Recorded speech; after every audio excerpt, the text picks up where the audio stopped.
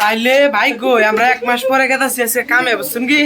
1 মাস ধরে বই খাইতেছি, তো 1 মাস পরে সে কামে যাবো।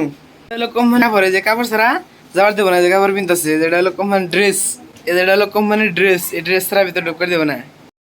বাইরে গেট পারে না, গেট পরে গাড়ি করতেছে, গাড়ি কোম্পানিতে নিয়ে যাবো বলে।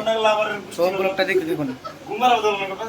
তো আমি ভাবছি যে আমরা এবার ব্যাকের আগে বেরিয়েছি, তো না বাইরে দিয়ে যাবো, আগেও মানুষ গাড়ির মধ্যে বই রয়েছে, তো আমরাও গাড়িতে উঠে পড়লাম।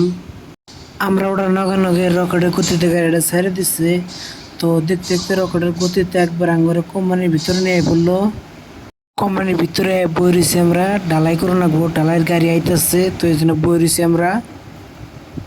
তার এক দর পরে ওখানে ঢালাই গাড়ি নাকি আইসছে, ওরা নাকি ঢালাই শুরু করছে, তো যাই দিয়ে যারা ঢালাই করতেছে আমি হবে আইলাম, তো দিয়ে যারা আধা ঢালাই পরে করে শেষ করছে।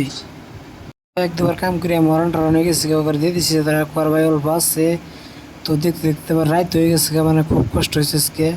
তো দেখুন যে কাম শেষে আমার অবস্থা করে কাপড় চোপড় ভিজে গেছে, মানে খুব কষ্ট হয়েছে, মানে আর কি 1 মাস পরে কামে আসছিলাম, তো খুব কষ্ট হয়ে গেছে। তো গেট পার মি গেতাছি এখন, মানে গেট পরে গাড়ি বাঙ্গ নিবার নিগে আর ওড়ার নগন ওই গাড়ির মধ্যে কোনটা রুমে নেই এগুলো দিশে পেলাম না।